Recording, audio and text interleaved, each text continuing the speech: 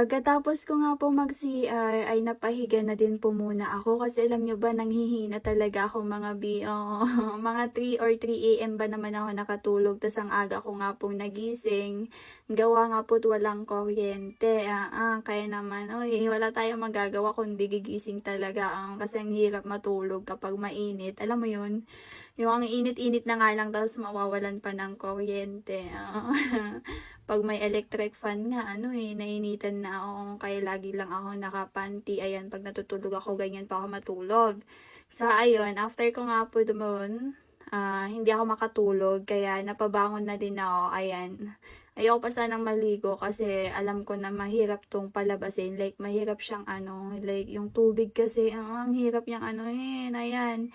Kanina pa ako nagbubomba dyan, pero wala na talagang lumalabas mga kaya hanggang sa ayun, napagod na nga po ako at nakapag-decide na din po ako na may gripo po dun sa may gripo dun sa kapitbahay po namin. Gayon.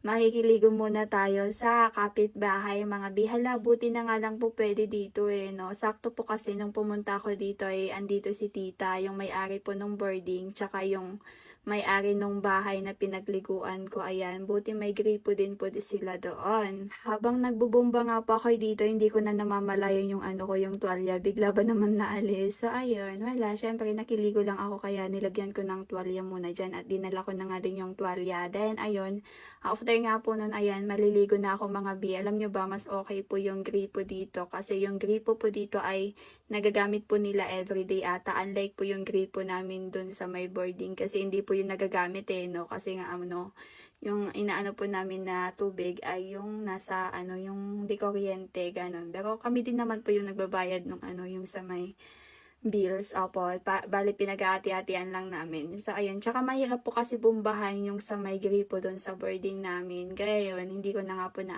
kaya iyan, nakiligo na nga lang din po ako dyan. Abay, buti na lang talaga pwede dito, no?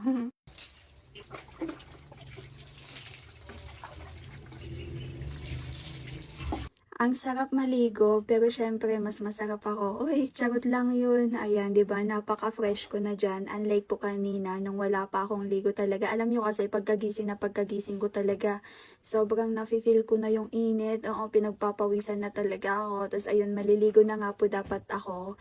Yun, yung kakagising ko lang talaga, maliligo na dapat ako noon. Kaso kasi pagpunta ko sa CR, wala na palang tubig. Oo, kasi nga walang kuryente. Kaya ayan, tapos ayun, mga bimuntik pa nga po akong nadulas sa part na to. Tapos ayun, tinignan ko, buti na lang walang nakakita. Buti na lang talaga dito ako naligo. I mean, dito po nila ako pinaligo kasi dun sa may pagliliguan ko po sana ay parang mas maraming makakakita doon, like public yung baga ganun, maraming tao ganun. At ayun, buti na nga lang po dito ako, wala masyadong tao dito mga bi. Kaya wag po kayo mag-alala, yung may-ari lang po yung andyan. At sa mga part nga po na yan ay hindi niya po ako nakikita yan sa part na yan.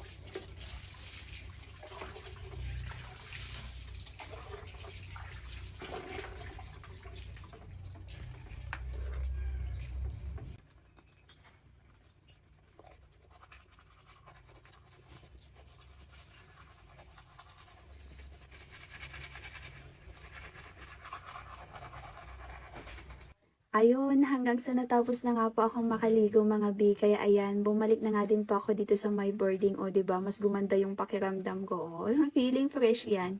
Iba kasi talaga pag nakakaligo ka ng morning.